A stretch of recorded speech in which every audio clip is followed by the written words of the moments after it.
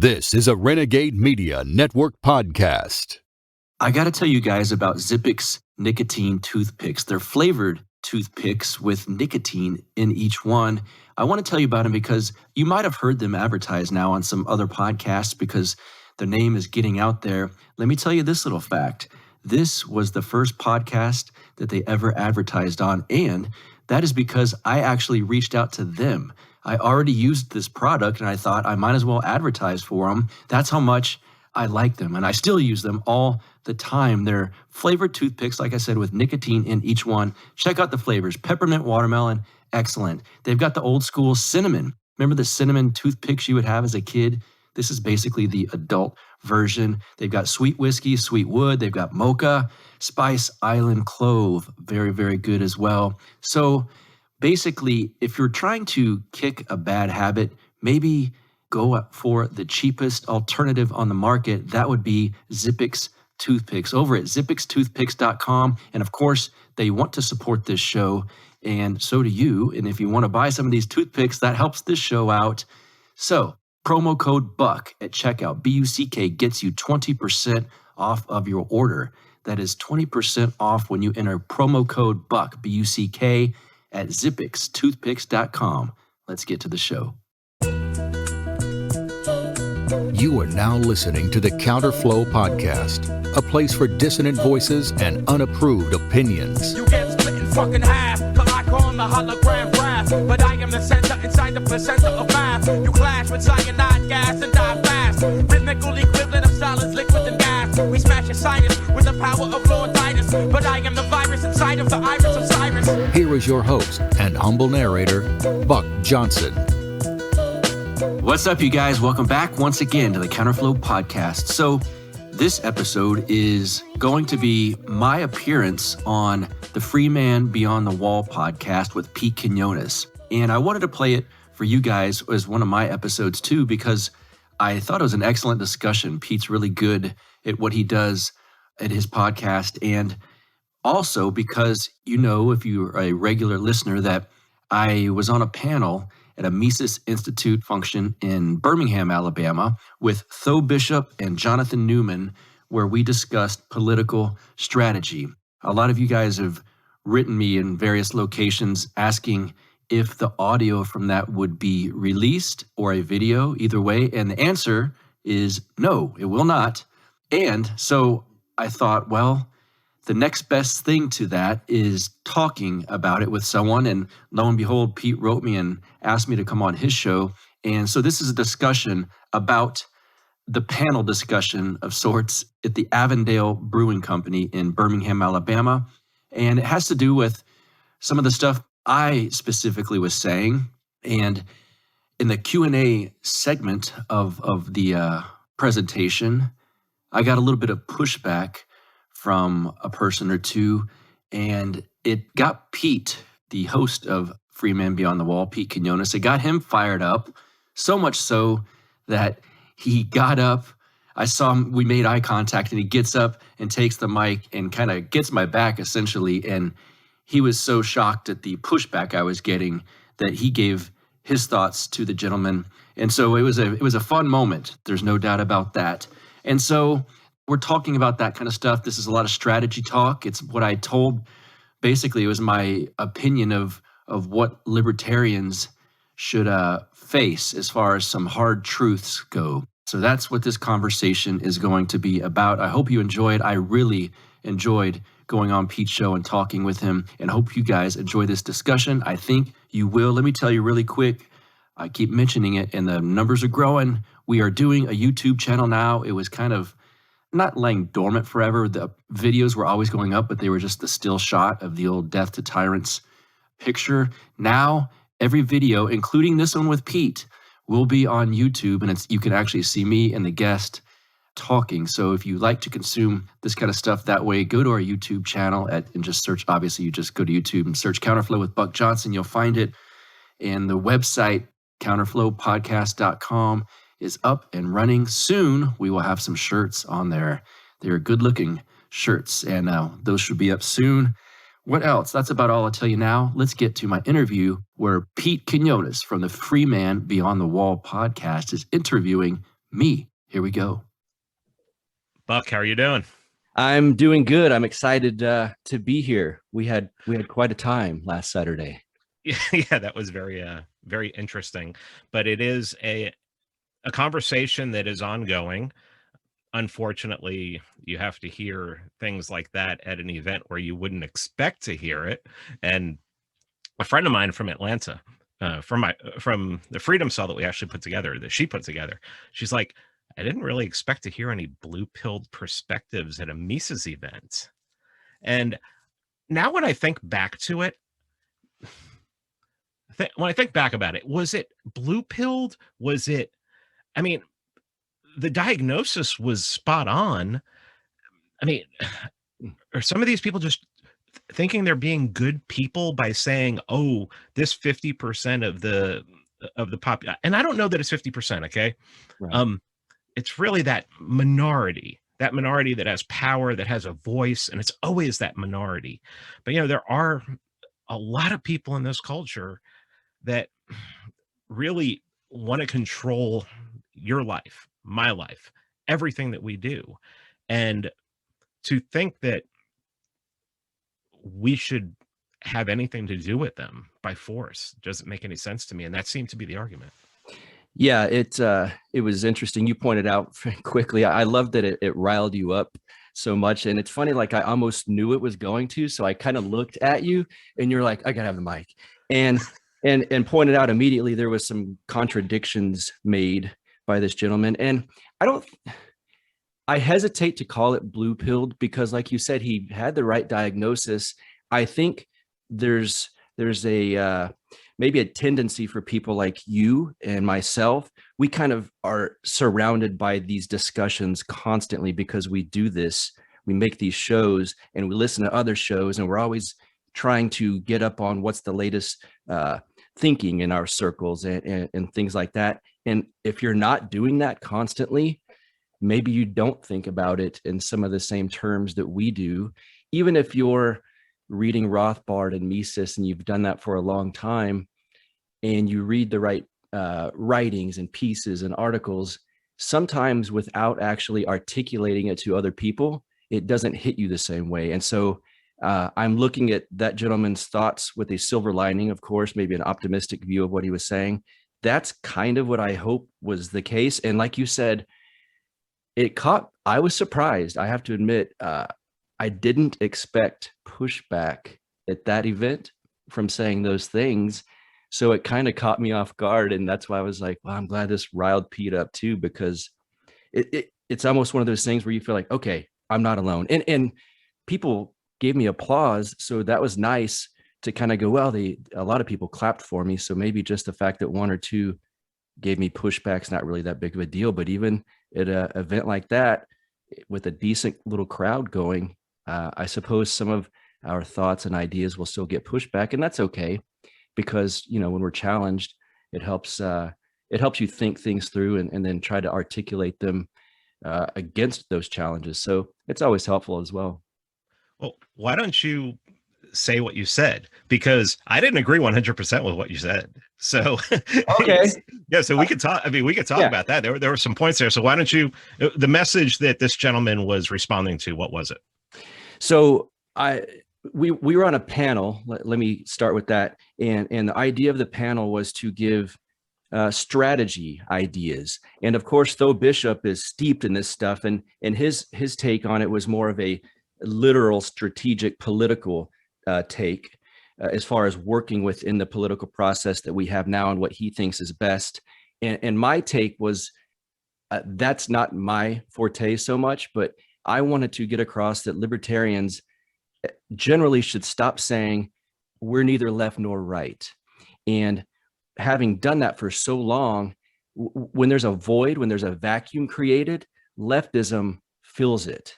And so I think that's, and I'm going off a little bit on exactly what I said because I've had time to think about it. I was kind of just speaking off the top of my head in the moment. But leftism fills voids. And for the LP types to say we're neither left nor right, well, that creates a void. And that's going to be filled by leftism, which has been, obviously, we can see that's been the issue for the past several decades. And so the left is the enemy. That's what I want libertarians to be able to articulate and realize. If you can't do that after seeing what happened in 2020, I'm not sure there's much hope for good communication, at least from where I come from, because you're talking about a segment of people. And again, like you mentioned, I should have clarified this. I don't literally mean 50% of the population. We've all got relatives. We've got friends that thought, I'm not really political, but I think Joe Biden seems more sensible. Donald Trump scares me. I'm not talking specifically about the kind of middle of the road person. I mean, the woke left that are pushing hard for mask mandates, that want you and me to have been in our apartments, our houses, or whatever, on our couch for a year doing nothing but wearing a mask and collecting essentially welfare. And there's plenty of people that push for that. And their movement is a supremacist movement. It's totalitarian in nature. So unlike us, where we're saying, well, I just want to be left alone, I don't want you to mess with me, that's not an option for them. They want to mess with you, and they want to impose their, what I call at this point, religious beliefs on all of us. It's a totalitarian supremacist movement. And unless we embrace, in my opinion, a right-wing philosophy, there's no other way to fight that. So just to leave a vacuum and go, well, I'm not either one of those, that's where they thrive. They thrive in landscapes like that, because I mentioned it there too. They create the rules, they break the rules, and then here's the right, or maybe just those of us who have been scared to say I'm right wing, going, wait, what about the rules? And they don't care about the rules. So my point was, I want libertarians to shy away from right wing philosophy. And because since leftists have taken over our culture in every institution, essentially, it's now scary for a lot of people to say the term right wing. It's got like a bad taboo to it. But notice leftism outside of our bubble, leftist and left wing, that's like cool and popular. It's on TV, it's in movies. And so that was generally the message I was trying to convey. So you were talking about the differences between the left and the right, and something came up yesterday where I'm not going to mention any names, but somebody in the Libertarian Party who has accused me of like wanting trans genocide, and then said they were going to present the evidence from screenshots, and then when they presented the evidence, it was me being critical of this person. So apparently, if you're critical of a trans person, you're for trans genocide. So I said that person is a garbage human.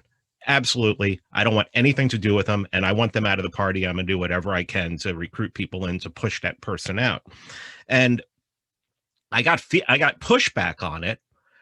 And I was wondering to myself, let's see. So if it was somebody really far right, I got pushback saying, no, that person means well. No, that person's just, their agenda, trans people are being abused. I mean, they don't mention that they're being abused by people that they know and their partners and things like, that's the trans genocide is people that they know, which is pretty much most crime is from people know.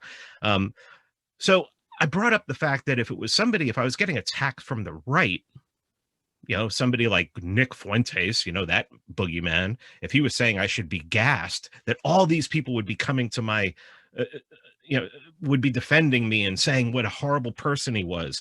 And I said, well, why is this? And somebody said, well, simply,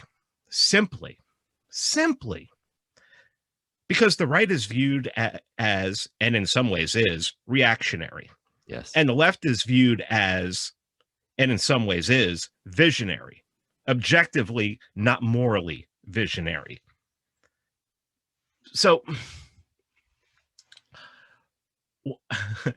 how do we break this? I mean, obviously there are people who, talk about liberty, talk about wanting to have more freedom, want to talk about reducing the state, talking about wanting to have Ancapistan, who actually believe this.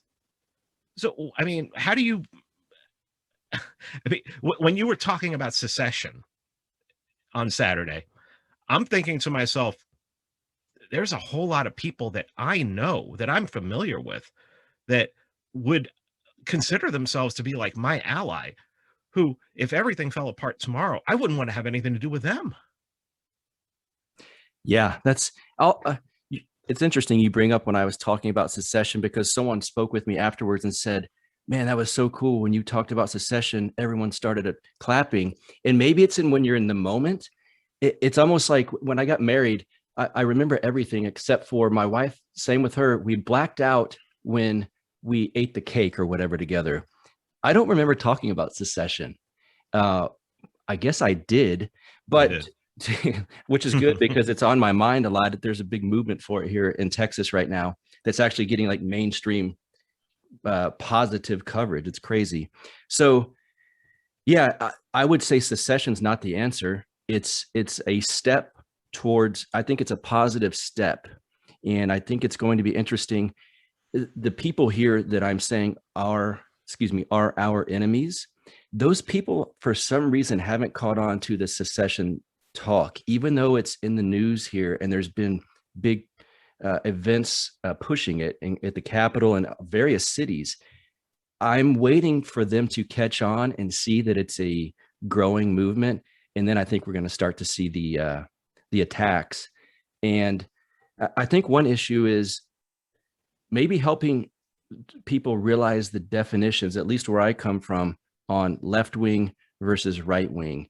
And again, for the left wing generally for the purposes of this conversation, I'm referring to the woke left, who push for egalitarianism, who want total control of everybody.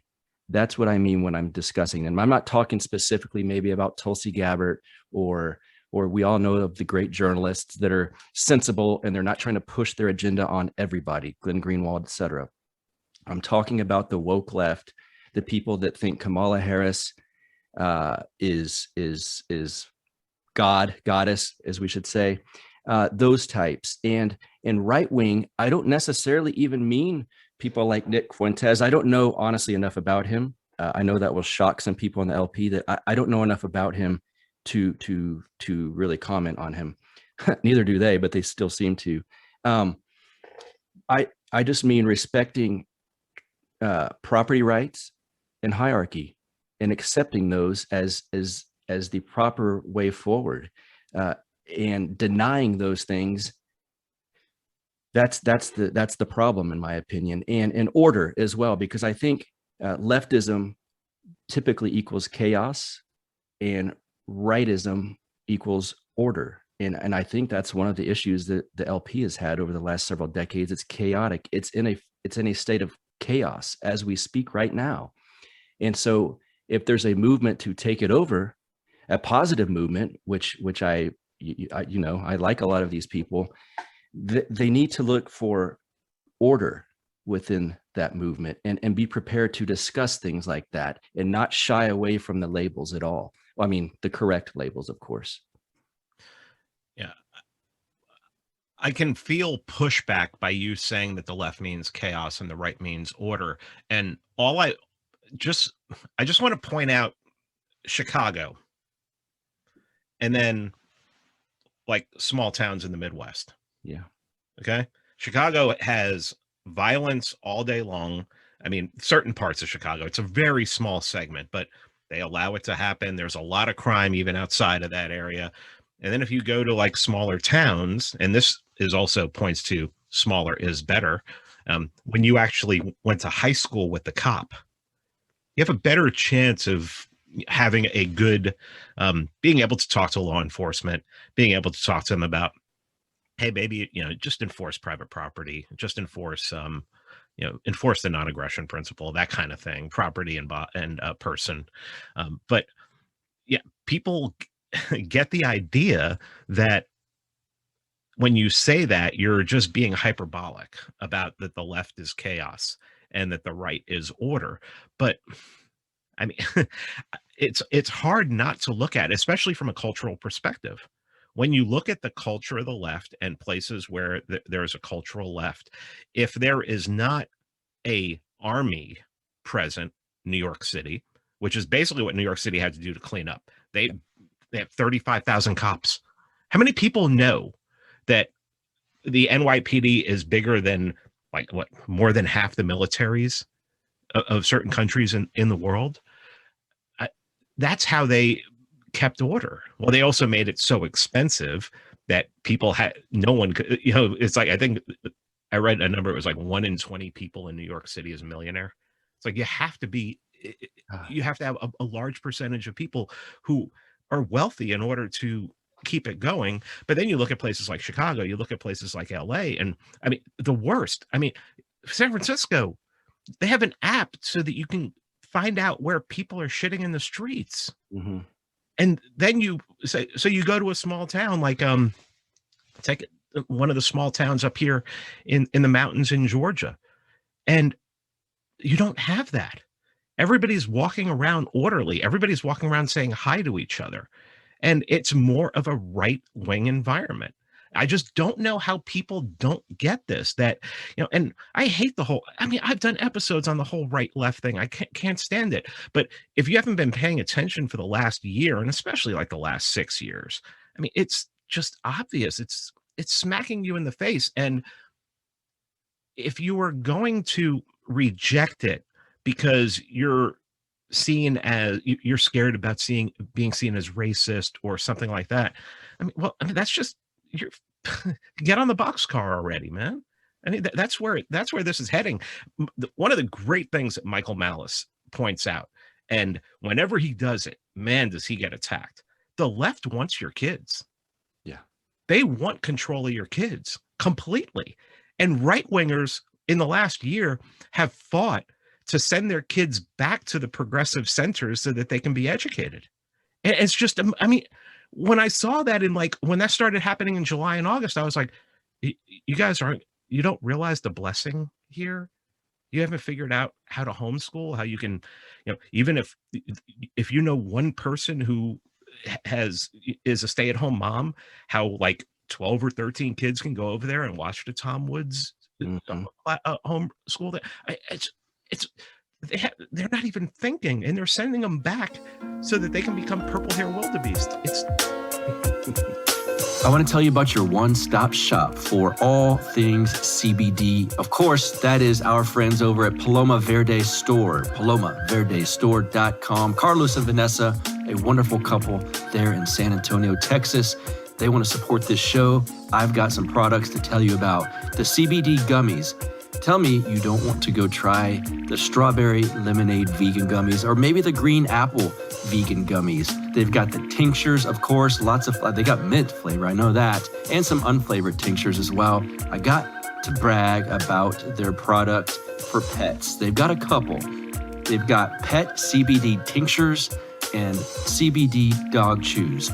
My dog Lux, he's a French bulldog. He is old now in dog years, I suppose. He's about 10 in human years.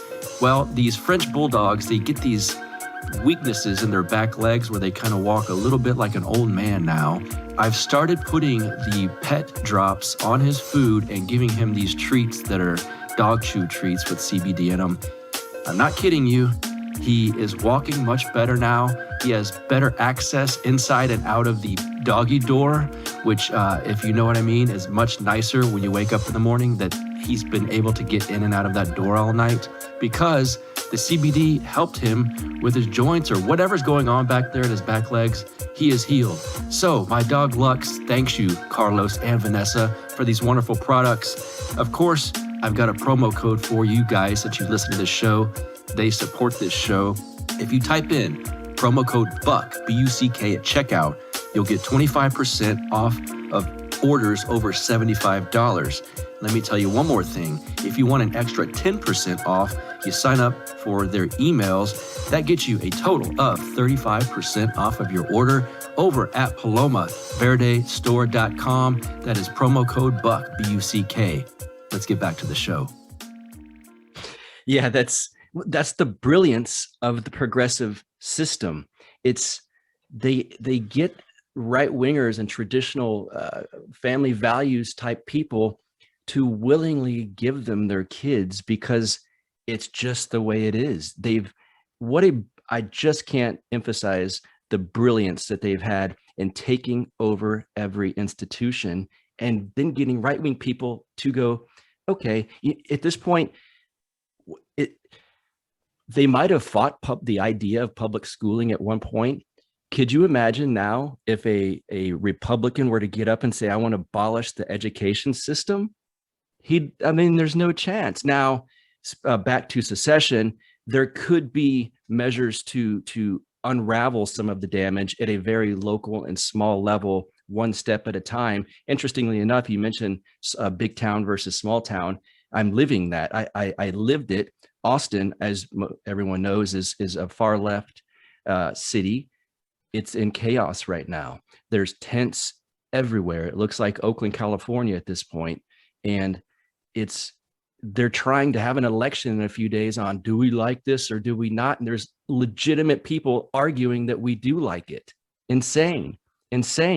So we saw the writing on the wall in 2020, and my wife and I moved to a small town nearby, and it's orderly, it's clean, there's no homeless people. It's wonderful. Interestingly enough, I've been told that part of what keeps it kind of small here where we're at is the public school system is terrible. And so in a dark way, I kind of cheer for that, because I think, well, good. I don't want the white progressives from Austin that think, wow, it's a little chaotic around here and expensive to move here with their kids for a school system that's good, and not realize maybe I ought to think about why Austin was so crappy. And on that same note, a friend of mine that I've met now recently here in town recently told me this area has the best homeschooling groups that he's ever been around, and he's lived multiple cities and states, and he's always homeschooled. And he said, we've never seen a group this good as they are in Lockhart, Texas. So there are silver linings to some of this mess. Decouple from the chaotic big cities, try to make connections in a small town, and don't run from the label of right wing. These people, they're wonderful around here. I've not had any issues.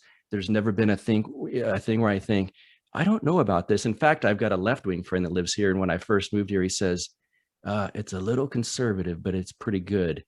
And I'm like, well, then why'd you move here? You like it, don't you? Why don't you go back to Austin? There's kind of a disconnect that they have. It's interesting. Yeah, and talking to them is impossible. We talk about cognitive dissonance, and everyone suffers from it. I mean, we suffer from it, but there is no one. It seems that if I'm pointed out where I'm wrong, where my thinking is bad, and the whole last year, Jesus, it caused me to rethink everything. Mm-hmm. I will rethink everything, and I will change my thinking.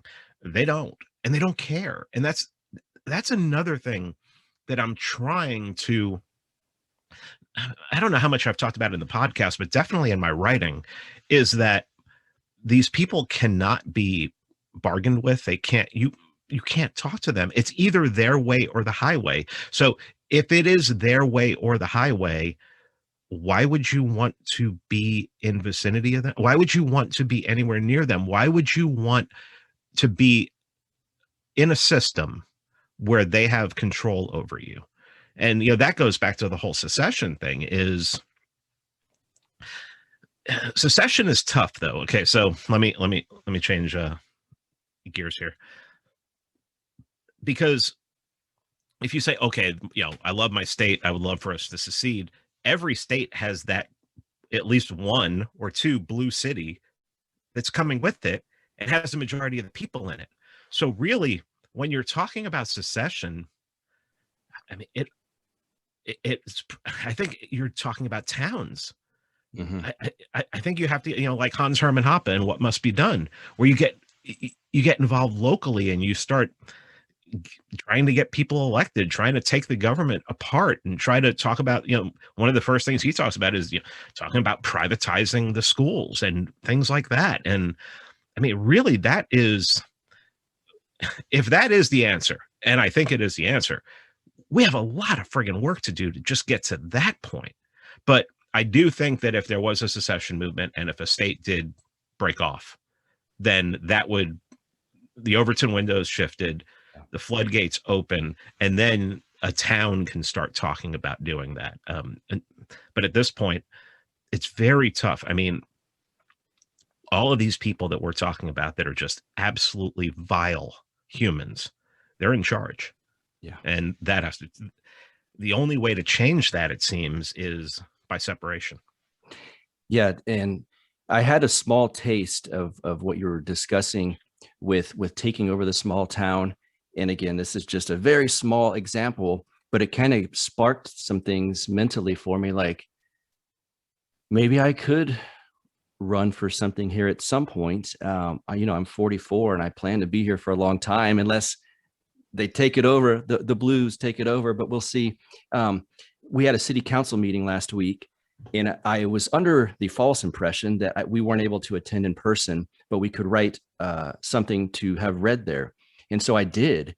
And it turns out I could have gone and read it myself, which I should have. I didn't know at the time. I kind of misunderstood some of the instructions, but they said they were going to talk about the mayor's thoughts on mask mandates here in Lockhart, Texas. And I was like, well, then I have to say something. I don't want mask mandates here. It's a small town. This is, at least I could get my voice to this man. And so I wrote this long statement explaining why they're bad. And I didn't come at it from, using terms like socialists and anything crazy. I did it very respectful. And I just said, I kind of laid some stuff out, some of the stuff that I've been fortunate enough to get from Tom Woods with the charts and whatnot. And then use the emotional pool, because I think that's important too, by emphasizing that without masks now, our kids can see each other smile, and friends can recognize expressions of happiness when they see each other, things that have been impossible to do over the last year. And I think there's going to be a lot of mental damage on children and people that we're not going to see the results of for maybe years to come. And I just said, Mayor, please understand the damage and the impact that things like mask mandates and lockdowns have had on the public. And we look at the state of Florida versus the state of California, and you literally can see no difference except the economic devastation and depression that is going to hit California, opposite of the state of Florida. So please do not mandate masks for our wonderful town here of Lockhart. And he read the whole thing, which was amazing to kind of see a mayor reading these type of words that we kind of think are a little bit radical. And he finished it and he said, well, my response to this is, we are not going to have mask mandates here in Lockhart, Texas. And he looks around, he goes, any other things to say, y'all? And they just kind of looked at him. Now we're good. And he goes, all right, but y'all be safe. Try to wear your mask, but we're not mandating them. Next, So just that, I thought, okay, it is neat. In a small town, you can get your opinions heard. There's no way in Austin, Texas, that would have been read. Not a chance. Even if it was open for suggestions, he would have seen it and ripped it up. And so my point being that, in these small towns, you can make a difference. You can kind of at least make a small push for power in the good sense. And so, I actually thought maybe I could run for something in this town at some point here. If there's not too many skeletons in my closet, we'll see. I was thinking about when I was in Birmingham, all the restrictions were lifted in Georgia. And I had already been doing it for a while, but like today I went out and I went to the supermarket, I went to the post office, and I'm not wearing a mask anywhere. And people are, I think, because the government is their daddy and they look at it as, they're the experts.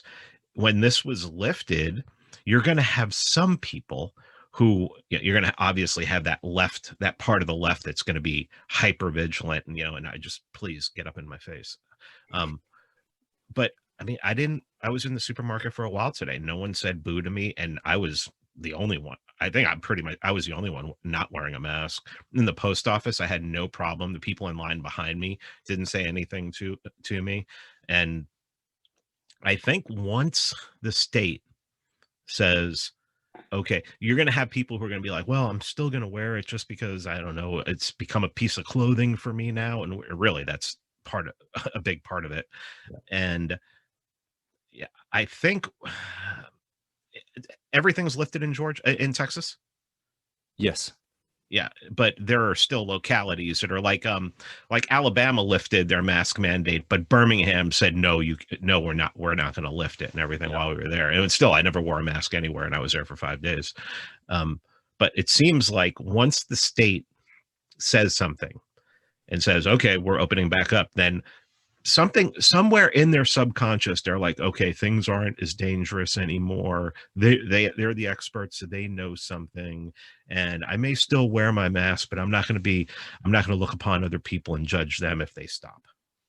Yeah, and I think I spoke to this on Saturday because another gentleman that also gave me a little bit of pushback was trying to say, like, you're writing off all of these people, and no, because there's a decent portion in the middle, we'll call it, for lack of a better phrase, that are doing like you do. They're going to get a small taste of this and kind of look around. It's like the people, my wife owns a salon, and she says if she doesn't wear a mask in there sometimes, unless it's a crazy client that demands it, and a normal person that will walk in that she may not have known from before will look at her and go, oh, can I take mine off? Yeah. And so there's this small glimpse and taste of freedom that the normal people start to get. And it's like, okay, because I think a large part of this is theater. And it's a lot of people going along to get along that a lot of people just don't want to be confronted constantly in a supermarket or the post office or these places. And because it gets tedious. And if you're trying to get in and out and do your thing, there's a lot of people like, screw it. But once they just get that simple taste of freedom and look around and like, God damn it, I'm glad I can get this off. I think optimistically, I do think that's a decent portion of the society. It's the people, if they're wearing a double mask right now, they're part of the religion. Those people, the face mask, over 3 masks and all of this kind of stuff. Those are the people that if Dr. Fauci said, I need you to take your pants and underwear off when you go into a supermarket because it's found that it's transferred via underwear. They go, oh, okay. And they do that. So that was kind of my initial point. There is a portion you'll never win over. And those are the dangerous ones that want us either obedient or dead, unfortunately. Yeah. Let's talk a little bit about the state, though. I mean, the CDC has become powerful. I mean, you realize that like the moratorium on evictions and things like that was put out by the CDC. That was drawn up by the CDC. So it's like, what is going on here? So I don't know if you read this article. It was in Zero Hedge. I covered it on an extra episode I did last week, where 35% of Michigan is now vaccinated. And they're having an outbreak. And so this is out of the Detroit News. The head of the CDC told the Whitmer administration today, Whitmer, the obvious witch of Michigan, the answer to Michigan's acute situation with COVID-19 is not to surge vaccines, but to shut down the state and flatten the curve. I mean, I saw her press conference doing that with a straight, of course, you couldn't totally see it was a straight face. She was masked up. And it's like, I almost feel blue-pilled going, what are you, crazy? Do you not see the charts and the stats? Look at Florida. There's something way past that because people like her and Gavin Newsom, they don't really believe the actual info that's out there. They don't care about that kind of stuff. There's a deeper darkness to a lot of this, and that's unfortunate, but it's a tough pill to swallow, but I think it's true. And the CD, we can learn a lot from James Burnham, the managerial state. That's really what this kind of thing is the experts and the scientism running things. And, we joke that Biden's just a puppet. Well, quite literally, many of them are. And there's darker forces behind the scenes pulling the strings. See, Alex Jones, I started listening to this guy in 98 thinking he sure says some weird stuff sometimes. And given however long the time frame you need, he's always proven right, it seems. Yeah, I think that's what another thing that people need to understand is that these people on the left, these woke, it's a religion. It's they're when they watch the news, they're watching a priest, they're watching a pastor. They're taking this everything at face value. They're not questioning it at all. I said here, I've said it many times in the show, the day after Fauci talked about, well, maybe wearing 2 masks is good. I live outside of Atlanta, but I work in Atlanta. That day, there were people walking down the street alone with 2 masks on that I had never seen before. I'd never seen 2 masks up until that. I'd seen it a couple times. I deal with some CDC employees. Even the CDC employees never wear 2 masks, and a couple of them don't wear masks at all, which is very interesting. But yeah, as soon as the technocrats get on TV and start talking about something,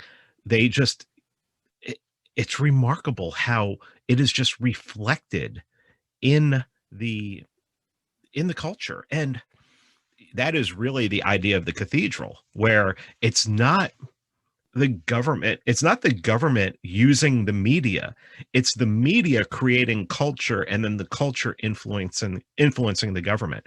And that's where people when they hear cathedral, they think, oh, that's just, the government and the government working with the press. And it's like, no, it's academia and the press working together to influence the culture, which influences the government. And yes, every once in a while, the government does influence. I mean, I can't believe Dave had to point this out to people on Twitter, that yes, every once in a while, the government does something and it influences the whole culture. Mm-hmm. But if we don't start to understand that the press, and this is one thing, I've been talking with some people in the LP about messaging, and we have to go after the press. Yes. If we are not going after the press, we're missing it. I mean, we're not going to be able to do anything. We have to delegitimize them no matter how we can. And, it's finding narratives. It's doing anything, making them feel uncomfortable. I love when somebody says something on Twitter that causes somebody in the press to cry. It's the best. I mean, to shut their accounts down to lock their accounts. Oh, it's beautiful, because they know. I mean, they're friggin' mockingbirds. They know. And we have to figure out some way to fight this. And really, I mean, if I was in charge of the LP messaging, all I would be doing is going after the press. I mean, that would be every single tweet would be going after the press in this country. And anyone who supports them. It seems logical to me at this point. Yeah, I mean, I think you could make the case that is what possibly won Donald Trump an election, because there's a lot of people that are hungry for that kind of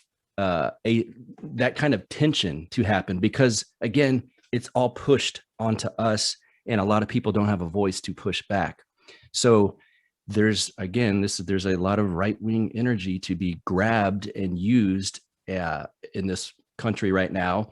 And a lot of it, right to your point, is to attack the press, because these slow things come out. And I'll give you a recent example was yesterday. I don't know if you saw the Project Veritas leaks, where they're saying, he busts the guy saying, well, we got Trump out of office. That's what we were trying to do, a CNN director of some sort.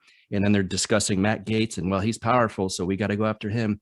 Stuff that you and I would go, yeah, of course that's what they're saying. But my mom texted me last night. Did you see what CNN was saying about Donald? Did you see that they got busted? So there's people all across boomer age that now realize there's not a bias in the media. There's an agenda, and it's very clear. And the more these little leaks like that come out, the better. I kind of used to think Project Veritas sometimes seems to overblow some of the information that ends up trickling out, because they present it like, wait till you see what we got. And you're like, it's not that big of a deal. But some of the ones like yesterday are quite a big deal. And so the more those things trickle out, there's even more of that anger towards the press and that energy that the LP has got to take advantage of. And if they get someone in there like Justin Amash to lead things, it's going to be a real, in my opinion, a disaster, because again, I think he's done some good things in Congress. I think he tends to lean towards having a blue-pilled mentality. And I think that's been the issue with the Libertarian Party since Harry Brown was the nominee. After that, basically, it went downhill. So someone has to take advantage of this energy and this hatred towards the media. I also think so against the universities as well. We can talk about that, but I think that needs to be a powerful message to middle America, to working class America. The universities hate you as well. You're sending your kids to a system. You're bragging on it. My daughter got accepted to UT. Well, she's going to hate you in 4 years. So that message needs to get out there as well. I want to tell you guys about the official coffee of the Counterflow podcast, and that is Lorenzotti Coffee over at lorenzotti.coffee. I don't really want to specifically tell you about them because I drink it every morning, because I love it, because it's directly imported from Italy. It's in these vacuum sealed packs. It's in these beautiful tins that look very good on your kitchen counter. Those aren't really the reasons I want to tell you about them. The real reason is because in this day and age, with all of the insanity going on, I think it's nice to be able to have companies that are very like-minded that we can support. And that's very helpful. You know, everyone's scared now, like, should I support this company? I don't know. Are they crazy? Well, I can tell you, the guys at lorenzotti.coffee are really good guys. They're like-minded individuals, and they want to support shows like mine that you listen to. So I think if they're willing to give me a cut of the money coming into them from you guys, that should make you want to support them. You like this show, you want to support like-minded companies, well, here's one for you, Lorenzotti Coffee over at LORENZOTTI.coffee. I'll tell you one thing, if you type in promo code BUCK, B-U-C-K, at checkout, you will get 10% off of your order. You'll be supporting a very good company. The coffee is amazing, and it helps me out too. So if you like this show, give it some support. Now back to the show. Yeah, I see that from people I know, and here maybe even went to the school you mentioned, and came out that way. Well, let's talk about the universities. It's amazing propaganda, and it's narrative setting. Let's create the narrative that in order for your child to succeed in this world, in order for your child to be looked upon as being, legitimately intelligent or qualified for their job, they have to go to this university or they have to go to that university. And then they send them to that university. And I mean, I know people who, I remember when I was going to church and I would hear all these stories about they raised their kids Christian and then they sent them off to university and they came back, a demon came back. Mm-hmm. And that isn't just a byproduct of the university. That is by design, and people don't realize that. They don't want to accept it because it's like, well, if my kid doesn't get your kid coding at friggin' 5 years old, 6 years old. The whole future is going to be computers. Why do you want if you're a lawyer, why do you want your kid to be a lawyer? If you're a doctor, why do you want your kid to be a doctor? Don't send them to these places. I mean, you have a better chance of a doctor, going through a med program and not coming out like that and everything. But I mean, if an English teacher, I'd love my kid to be a teacher. If your kid goes to college to become a teacher, there is a really, really good chance that they're going to come out one of these religious leftists. And I mean, how do we keep going if that's just what's being pumped out? Yeah, I think that's the next big strategic efforts need to be directed at this exact situation. Technology is going to help a bit. I think, like you said, you could teach a kid things off YouTube at this point when they're very young. And another thing I think will help is if companies start to consider someone with a degree a negative. That I think we can get there because, let's face it, they are being preached religion at this point, and a lot of this stuff's useless. It's nice to have soldiers in the woke army, but to actually work and make money, gender studies doesn't do much for you. So I think there is a silver lining in this discussion, is that they're dumbing them down so bad that at some point, hopefully soon, it will be a bad thing. If you're a company and you want to hire someone young and new and that's fresh in the working world, we'll say, if they have a degree, that's a bad thing. Let's start with someone maybe that doesn't have a college degree and teach them our ways of this company, so we don't have to deal with the HR mess that's going to become, and the lawsuits over this type of discrimination. And they told me this and they said this to me. I hope, we say the left eats their own. I hope that kind of rots a lot of their minds so badly that they can't be productive members of society. And maybe we can have someone brilliant like Tom Woods make Thaddeus Russell's doing it. Like, things like Renegade University. I think those are very, very good the way forward as well. Yeah, there have to be options. But I wanted to bring up a conversation I had with Tho Bishop at the end of the event in Birmingham. And, Tho is very, very much he's spoken out against this whole thing about trying to take over the LP. He feels that the Republican Party is more ripe for infiltrate. I'm just going to use the term infiltration because that's what it would be, is getting people in there who actually believe in liberty. I also remember talking to Catherine Bernard on this show, who was a delegate for Ron Paul in 2012. And when she went to the convention, she was basically told, you don't even vote.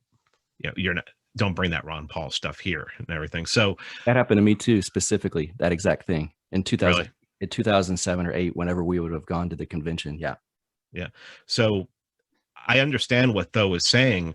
I'm just wondering how much of the Republican Party would be willing, and the same question about the Libertarian Party, which is why flooding it with, let's call them right-wing libertarians, is really important. But I'm wondering how much the Republican Party would be willing to attack the press. I mean, yeah, sure, Donald Trump has attacked the press and people have gotten on Twitter and attacked the press, but really, how much of the guard, that old guard in the Republican Party, is really going to go after the press, is really going to go after the universities? I mean, they've been talking about getting rid of the Department of Education, the Republican Party, since it formed in 1979, right. And they haven't done anything to do it. And then they fought last year to send all their kids back to the school. So yeah, my question is I just don't think that if you were going to do that with the Republican Party, it's like I've always talked about, if you're going to do something locally, I don't care if you run Republican. I would actually prefer, if you're going to do something locally, run Republican or Democrat, because, running Libertarian locally is actually worse than running Libertarian nationally. You are really more marginalized unless you have your shit together and you have your message together. So, I mean, I told them, I said, I don't care if it's a Republican or a Democrat. You just need to, if you're going to use a party for something, the message has to be spot on, because at this point, we can't look at incrementalism for the next 20 or 30 years. I mean, we have to start shutting. I mean, that's what the left has been doing for 100 years. Yes. And now we're at the point where it's all come to fruition and they own everything. Yep. So if you're not, at this point, if you're not ready for a sustained attack now, I don't see how incrementalism is going to do anything against the Leviathan that they've already built. Yeah, and that's a tough one, because I'm not as steeped in the strategy stuff as Tho. I mean, he's very, very good at this. I kind of think it depends where you're at, because I spoke with Angela McArdle, and she said actually locally that the LP was stronger than the Libertarian Party. She's in, of course, Southern California, where she said it's almost pointless to be a Republican here. In Texas, I got to be careful what I say here. The parts of the Libertarian Party in Texas aren't very impressive. And so I've heard. Yeah. So I almost think this is a regional thing. I don't really have a good answer on should we use the Republican Party or the Libertarian Party. I read a wonderful piece recently. Someone shared it in my Telegram group. I wish I could remember the guy's name because it was very well done. His thought is for the Libertarian Party to really make waves and be strong, they need to do things like focus on bad candidates that are already in office in certain areas and run specific races to strategically make those people lose and make that their message. For instance, say run someone against Cuomo or Gretchen Whitmer and say, if this is going to be, well, that could be a bad example because those people tend to win so heavily in their areas. But if you've got a close election, you need the Libertarian Party candidate to say, we're running because this person in office is really bad. And if it's a left-leaning area, focus on left issues like criminal justice reform and the drug war. And this person, look, they've been locking people up for marijuana. How does that really represent your values, left-wing people? And so make it known. And in that case, also, you can funnel money into areas where it's important. And on the opposite hand, do not run someone against Ron DeSantis in Florida. That's really counterproductive. And because, yes, is he a pure libertarian? No, he's not. Has he been great on the most important issue of the last year? Pretty damn good on it. And so there, the Libertarian Party could say, we may not agree with DeSantis and everything he's said and done, but he's pretty good on this issue. And we're going to rightfully not run someone against him because we respect what he's done. Because had it been the other guy that won, the guy that ended up with a crack pipe in a hotel room, think of how bad Florida would be right now. I mean, it's unimaginable.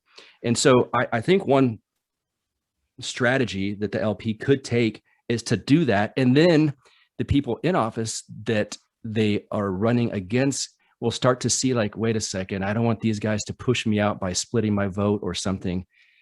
Yes, I can at least use some rhetoric that's directed towards libertarians, which could lead to a few policy moves. I get it. Yes, you're out there. You are a force. And I'd like to at least work with you so you're not running a candidate just to make me lose my position. Yeah. My friends Bird and Carr from Timeline Earth, formerly Friends Against Government, had a really good discussion the other day. And it was, I'm always impressed with those guys. They make me laugh Me too. all day long, but they're brilliant. And they were talking about DeSantis and they said, the impressive thing, what would really impress them about DeSantis is if he wanted to be president of Florida instead of being president of the United States. And I think that that is something that maybe libertarians in Florida maybe start talking to him, reach out to him and start talking about that, talking about how you've done this for Florida. You've kept Florida afloat. The economy here is so much better than so many other places. Please don't leave here. Run again. We'll support you and see what happens. I mean, the guy was out at spring break, friggin' having drinks with people, maskless. I mean, what other governor is willing to do that? And like I said, he's not a libertarian, but still, I think if libertarians got behind him, they could actually push him. They could actually influence him. You know, if they say, look, we're not going to do anything to screw up your reelection. You run, we're not going to run anybody against you. We're not going to split the vote. If we do run somebody, it's just going to be to attack the person on the left, kind of thing that you were talking about, where you try and split the left vote or something like that. But this is such anathema to so many libertarians and especially to so many ANCAPs or anarchists, because you're talking, oh my God, in Capistan, nothing. I mean, they live in fantasy land and you're trying to figure out, I mean, God, I mean, look at California. When are they coming back? I mean, when are they coming back? Because they had a governor who doesn't believe any of this, right? Just decided to force the people into lockdowns. I mean, I don't know. Are they still in lockdown? You talked to Thad. Yeah, they've recently at least announced a date of when it's lifted. I think it's June. And of course, it's not going to be completely free. There was some kind of thing. We're going to lift the lockdowns, I think June 25th. Mask mandates are indefinite. Yeah. So, I mean, Mhm. would you rather, I mean, and you could ask some libertarians, and especially the libertarians who are critical of people who would say, I'm more of a right libertarian, or the people who are, Yeah. let's call them the friggin' loser brigade that Tom Woods coined. They're like, oh my God, you're saying that one form of tyranny is worse than the other form of tyranny because, all government is tyranny. Yes, I know all government is tyranny, but I would still, it's like the whole thing about when these just pure anarchists are like, oh, so you're voting to legalize weed in your city? You're voting? It's like, yeah, I don't want to see people go to jail. Right. I don't want to see people go to jail. I mean, would that be a good thing? If I went into I haven't been in a polling booth since 2008 to vote for Ron Paul. But I mean, if I did locally go and vote for weed, I mean, thankfully we have they finally decriminalized here in Atlanta. But would that be bad that I would want to see less people in jail? Oh, no, you're not a good anarchist. Go fuck yourself, man. Yeah, there's libertarians. I've probably been this person. We all know them. Sure. There's a propensity to live in this, for lack of a better term, fantasy world where unless it's pure, you're not going to do it. It's the perfect is the enemy of the good type of thing. So rather than, like you're saying, we have to work within the system. We live in it. So at some point, are you going to say, oh, you drive on the road, funded by tax dollars, you poser? Yeah. It's like, yeah, because I have to get somewhere. So we have to get somewhere politically, and you're going to have to use the system that's there. It's just until it all collapses and we can rise up from the ashes, you can't, that's not happening right now. So yeah, you have to use the system. No, DeSantis is not a perfect, great libertarian. He's not really one at all from what I'm aware of, but he certainly believes in the business's right to be open. He believes in your right to not wear a mask. And that's pretty damn good in 2021. Yeah. Is it perfect? Not at all, but it's certainly better than Gavin Newsom in California. And so if there's a system that gives us more of DeSantis and less of Newsom, I'm willing to take part in that for now. You know how impure of an anarchist I am? Do tell. I am 100% behind DeSantis telling quote unquote private businesses, bro, that Yes. they can't mandate vaccine passports in Florida. I'm 100% behind that. Me too. Because that would be the job of the government. That would be a constitutional republic. The government would be protecting the rights of the people. Yes. And I mean, can you imagine? And people love to talk about this. Could you imagine if every supermarket said you can't in an area, you can't come in here and shop unless you have a vaccine passport? Well, are you going to let people starve? Right. Or do you have a governor who may not be a libertarian, not even close, but it's like, screw you, this isn't going to happen. I'm 100% behind him doing that. And it's so funny because I mentioned that on an episode recently. I haven't heard anything from anybody yet, but this one might get a little more coverage. That might get a lot more downloads. And I'm interested to hear people, interested to see the unsubscribes. Because I want DeSantis to tell quote unquote private businesses, you can't mandate that. Screw you. Yes, I want it so bad that I'm becoming embarrassed being in Texas. And Tho mentioned something on one of my shows. I think Texas kind of lives off the reputation. He's so right, because the governor pretends like we're the Lone Star State and we stand for freedom. And it's like, well, you keep doing everything good way after DeSantis does it. So maybe do something before he does at some point. And he just did the same thing, executive order to where vaccine passports can't be used as a, I guess, entry fee essentially to get into businesses in Texas as well. And I'm all for it. I don't even care if at some point you can funnel way down and go, NAP violation, fine. I don't care. Violate the freaking NAP. I don't want vaccine passports being mandated by businesses. And if that's against principle at some point, I guess I missed on that one. Yeah. And I love, I think one of the reasons why, and I know we got to wrap up, but I think one of the reasons besides Hoppe's reputation that a lot of people don't like Hoppe, and especially a lot of the quote unquote loser brigade, is because his prescription for all this is to get involved in politics, is to get involved in local politics. And that's really the only place we're at right now. Is, I mean, I love my agorist friends, and they are vital to any civilization, to any country, because as soon as a government forms, a black market forms. Yes. And they are vital, but I don't think that I don't think that that is the one solution. I think that there's a lot of solutions. And so, okay. The last time you were on my show, your podcast was called Death to Tyrants. Indeed. So why don't you talk about what you got going on? Yeah, and that was quite a good bump in my subscribers. I got the Pete Quiñones bump, so thanks for that. In retrospect, it's called Counterflow with Buck Johnson now. It was called Death to Tyrants. Did a bit of a rebrand because my friend Thaddeus Russell has brought me aboard his new network that will be growing with other podcasts. But for now, it's the Unregistered Podcast with Thaddeus Russell and Counterflow with Buck Johnson. The network is called the Renegade Media Network. And I was already in a bit of a rebrand mode. I was thinking about doing some stuff. Interestingly enough, the name Death to Tyrants, I like it. It's tattooed on across my chest, but it did limit.